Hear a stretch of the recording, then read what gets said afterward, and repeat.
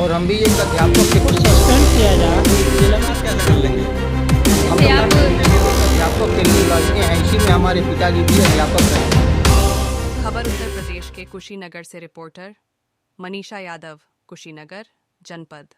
कुशीनगर के तहसील कप्तानगंज थाना रामकोला के अंतर्गत लक्ष्मीगंज में स्थित हरिराम ओमकार मल खेतान इंटर कॉलेज में परिचारक द्वारा अध्यापक को मारा थप्पड़ धरने पर बैठे अध्यापक अध्यापिका गढ़ अनिश्चितकालीन धरने पर अध्यापक बैठे हैं और उन लोगों का मांग है कि जब तक विभागीय कार्यवाही मल खेतान नहीं इंटर होगी, कॉलेज में वो आए हुए धरने हैं। पर बैठे रहेंगे। जो यहाँ घटना हुई है गुरुजी के साथ और ये चपरासी लोग हैं उन लोग के साथ, अब इन लोग से पूछते हैं कि आखिर ये हुआ मामला क्या है, कैसा मामला हुआ है? देखिए, बताइए। अपना परिचय बताइए। मैं राहुल पांडे खेतान इंटर कॉलेज में 4th ग्रेड में अप्लाई हूँ।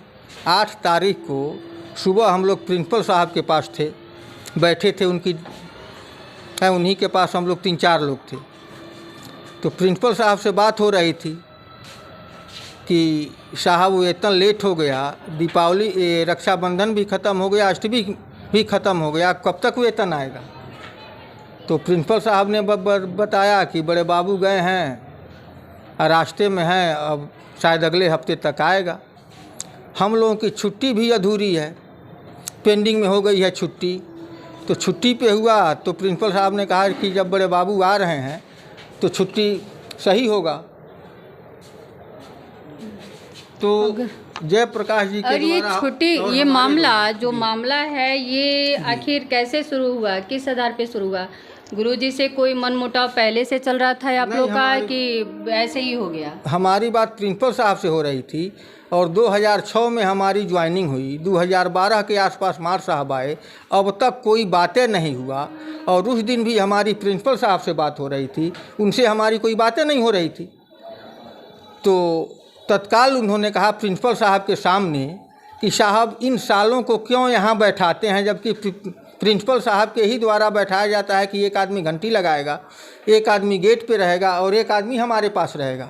प्रिंसिपल साहब के सामने उस जिस दिन अध्यापक ये के द्वारा घटना हुई जी। उस दिन प्रिंसिपल सर के पास कितने लोग बैठे हुए थे? तो वहाँ पे हम लोग 4 लोग थे, 3 हम लोग थे और एक प्रिंसिपल साहब, जयप्रकाश जी थे, अनुज राय जी थे और हम थे। मैनेजर भी थे। गेट पे किसकी ड्यूटी थी?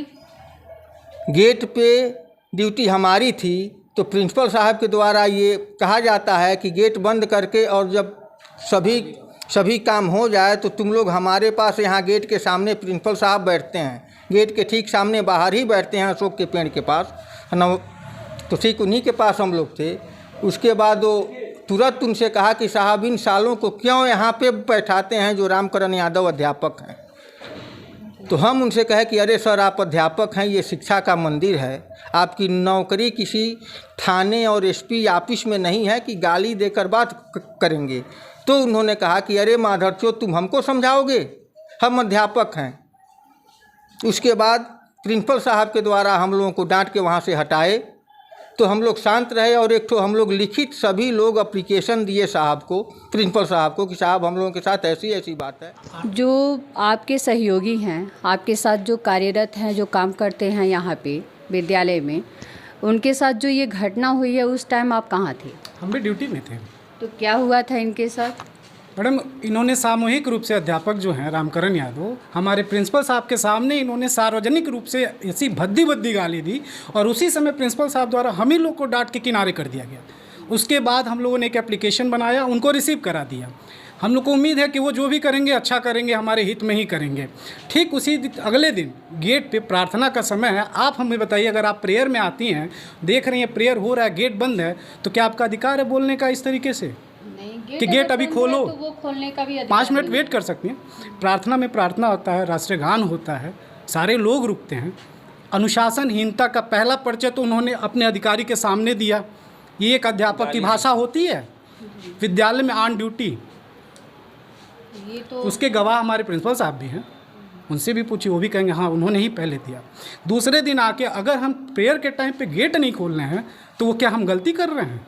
हम आपसे रिक्वेस्ट ही कर रहे हैं। प्रिंसिपल साहब फिर हमको ये कहेंगे कि प्रेयर में आप लोग गेट लॉक कर दिया करिए ताकि अवरुद्ध ना हो प्रेयर। आज 16 साल हमको भी उनका ड्यूटी तो का कहना फर्ज है क्योंकि वो शिष्टाचार चाहे जो भी यहाँ करवाते हैं, हो। जैसा भी वो खुद व्यवहार आते हैं कराते और हैं। गेट बंद रहता है तो 5-10 मिनट वेट करते हैं। हम लोग से नहीं कहते हैं कि वो गेट करना खोलो। ही पड़ेगा, क्योंकि प्रेयर जब होता है तो उसमें बहुत अनुशासन रखा जाता है। बिना जब हम ही अनुशासन का कुछ अनुशासन होता में नहीं रहेंगे तो क्या यहाँ जो बच्चे पढ़ने आए वो क्या रखेंगे? आज फिर दोबारा पूरे विद्यालय के सामने उनको जलील होना पड़ा हमारे प्रधानाचार्य को। वो कह रहे हैं मार साहब आप लोग को जब नहीं पढ़ाना है तो बच्चों को हम छोड़ रहे हैं, छोड़ दिया उन्होंने। उन लोगों से कहा कि गेट खोल दो, घंटी बजा दो, जाने दो। और ये लोग हर बच्चों के क्लास में जा जाके सबको गुमराह कर रहे हैं कि हमारे साथ ये हुआ है, हमारे साथ ये हुआ है। क्या बच्चे उनका न्याय कराएंगे? बच्चों को पढ़ने आए हैं कि राजनीति करने आए हैं? बच्चे तो पढ़ने ही आए हैं। वो अगर राजनीति करने का बनता है। जबरदस्ती वो अपने बच्चों को भेज रहे हैं, जाओ गेट बंद कर दो। हमारे अधिकारी कह रहे नहीं ये गेट खोल कब दो। कब बंद किया है आज सब? आज किस टाइम बंद किया है? ये तीसरी घंटी में तीसरी घंटी में हुआ है। वो कह रहे हैं गेट बंद कर दो, प्रिंसिपल सर चले ने जाए। प्रिंसिपल सर अगर छुट्टी कर दिए थे तो गेट नहीं बंद करना चाहिए। नहीं बंद करना चाहिए था उनको। प्रिंसिपल सर ने ये कह दिया कि सारे बच्चे तुम लोग जाओ घर। जब अध्यापक नहीं पढ़ाएंगे, कुछ विवाद है, आपसी विवाद है, 2-4 दिन में सलट जाएगा। लेकिन मास्टर साहब आपको पढ़ाना नहीं है तो फिर बच्चों को क्यों रोक रहे हैं आप? अब 2000 के भीड़ में अगर उस समय कोई बात हो जाए, किसी कर्मचारी के ऊपर, चाहे किसी बच्चे के ऊपर कोई हादसा हो जाए, उस समय की किसकी जिम्मेदारी थी? ये तो विद्यालय जिम्मेदारी लेगा ना। तो फिर उन्होंने डिसिप्लिन, पहले दिन उन्होंने डिसिप्लिन तोड़ा, दूसरे दिन उन्होंने डिसिप्लिन तोड़ा, आज फिर सबके सामने डिसिप्लिन उन्होंने ही तोड़ा। हम लोग तो चुपचाप बैठे हुए हैं। विद्यालय में कुछ भी होता है तो इसकी जिम्मेदारी विद्यालय ही लेता है। विद्यालय की बच्चों को अगर 3 बजे से आना है और शाम को वो सुबह अगर आ रहे हैं 3 बजे जा रहे हैं तो उनकी सारी जिम्मेदारी विद्यालय प्रिंसिपल की होगी। है। हम अगर यहाँ बैठे हुए हैं चुपचाप, हम अपना काम कर रहे हैं, लेकिन आप हमें इस तरीके से 16 साल हो गया, 20 साल हो गया किसी को, आज तक किसी अध्यापक के साथ ऐसा नहीं हुआ। हमसे हो सकता है, इनसे हो सकता है, इतने लोगों के साथ होगा। सामूहिक रूप में गाली के देने का क्या मतलब है? आज मैडम अभी वहाँ से पानी पीने आए तो बाथरूम इधर है, हम भी बाथरूम करने गए थे। वहीं पे हमसे कहे कि हम 1 ही महीने के वेतन में हम उड़ा देंगे, साले तुम अपने को नेता बन रहे हो, बच्चों को बरगलाए हैं। हमारी लड़की इसी में 12C में विद्यार्थी है। आज जो बच्चों को बरगला के अध्यापक हैं, कहीं उसके साथ भी अभद्र व्यवहार ये करवा सकते हैं? भाई बच्चों को जैसे आज रोके, हमारी भी लड़की, हम भी गार्जियन हैं, 45 साल के हैं मैडम, मेरी लड़की है इसमें 12C में, तो बच्चों को हैया नहीं है जो अध्यापक के द्वारा आपके सामने स्कूल में ड्यूटी पीरियड में माँ को और बहन को गाली दिया जा रहा है। फिर अगले दिन 9 तारीख को सुबह जब हम लोग ड्यूटी पे आए तो प्रेयर के लिए बच्चे खड़े हो गए थे, सभी अध्यापक भी खड़े हो गए थे। हम बाहर गए थे, कुछ दवा लाना था, तब तक गेट अंदर से बंद था। गेट पे थी अनुज राय और मैनेजर प्रसाद जो गेट को बंद करके वहाँ रुके थे लोग। हम भी आए, देखे गेट बंद है, प्रेयर के लिए बच्चे सब लाइन में हैं, अध्यापक लाइन में हैं, तो हम भी बाहर थे। उसी दौरान श्री राम करण यादव जो अध्यापक हैं यहाँ पे आए, लेट आते भी हैं, अक्सर वो 9:30 बजे आते हैं और उस दिन भी लेट आए, प्रेयर होने जा सर रहा। वो जितने दिन से ज्वाइनिंग किए हैं शुरू से ही उनका ऐसा है कि वो लेट आते हैं। अब ये तो प्रिंसिपल साहब बताएंगे, हम तो अधिकारी हैं नहीं कि उनको चेक करें कि कै बजे आते हैं। लेकिन हम जब ड्यूटी पे हम लोग रहते हैं तो अक्सर वो प्रेयर के बाद आते हैं, प्रेयर के बाद ही आते हैं। है ना। प्रेयर के बाद 9 बजे प्रेयर ख़त्म होती है, 9 बजे पहली घंटी लगती है। तो मैडम उसमें बात ये है कि गेट के बाहर भी वो कहे कि अरे साले हम मास्टर हैं, हम रुकेंगे यहाँ, गेट खोलो। तो हम कह अरे मार साहब कल भी गाली दिए, आज भी गाली दिए, आप कुछ नाराज़ हैं क्या हमसे? तो वह बाइक से उतरे और हमसे धक्का मुक्की करने लगे। वहाँ 2 लोग हैं और इसी दौरान प्रेयर के लिए जो प्रिंसिपल अध्यापक खड़े थे वह दौड़ के गए। बगल में ही एक चपरासी थे, उनका दुकान है, वो रात्रि में ड्यूटी करते हैं, जबकि वो भी वहाँ गेट के बगल में ही है। वो भी आए और वो भी हम लोग को बीच बचाव में, तो हमारे ऊपर उन्होंने हेलमेट से भी मारा और हाँ जिसका हम मेडिकल भी बनवाए हैं। और मैडम आज भी दागी होगा कि कोई मान सम्मान नहीं है। सर जब ये घटना हुई तो आप लोग में से वहाँ कौन कौन था? हम थे और तो आप लोग भी कुछ बताएंगे क्या हुआ था इनके साथ? जी हम देखे, दौड़ के आए, दोनों में हाथ था। परिचय बताइए। मेरा जयप्रकाश नाम है, आप यहाँ क्या किस पद पे परिचारक पद पे मैं कार्यरत हूँ इस विद्यालय में। मैं जब आया देखा हाथापाई हो रही, दौड़ के आए, मैं दोनों को बीच बचाव करके मैं छुड़ाया। ये मामला जैसे कब से ये गर्मा गर्मी हो रहा है, कब से चल रहा है इस तरह का? ये 8 तारीख को यह सभी परिचारक को गाली दिए कि इन सालों को आप यहाँ क्यों बैठाते हैं, जब प्रिंसिपल साहब द्वारा ये कहा गया है कि जब आप लोग अपनी अपनी बांट दिया गया ड्यूटी, और जो खाली रहेगा वो मेरे पास बैठा रहेगा। आप जिस दिन वो घटना हुई, वो घटने के समय आपकी ड्यूटी कब से थी? मेरी रात्रि ड्यूटी थी। मैं तो बगल आप में यहाँ बगल में थे क्या? नहीं, 8 तारीख की घटना मुझे नहीं जानकारी है। 9 तारीख को मैं अपने दुकान पे था बगल में, हमारी रात्रि ड्यूटी चल रही थी, दिन में हमारा रेस्ट था। तो जब हमने घटना वहाँ देखा तो दौड़ के आया, दोनों लोगों को बीच बचाव करके छोड़ाया। कहा यहाँ पे कि हम एक ही महीने के वेतन में हम तुमको हम देख लेंगे, उड़ा देंगे। तो 1 लाख पाते हैं, वो 2 लाख पाएँ तो क्या उसका मतलब यही है कि जो लोअर ग्रेड का कर्मचारी है उसको वह लोग उड़ा देंगे और उसका कोई स्वाभिमान? जो भी मामला है आप लोग के बीच में, हम तो यही कहेंगे कि आप लोग अपना बैठ के इसको सही तरह से समझ के सुलह कर लीजिए। बच्चों को इस तरीके का ज्ञान देना उचित है?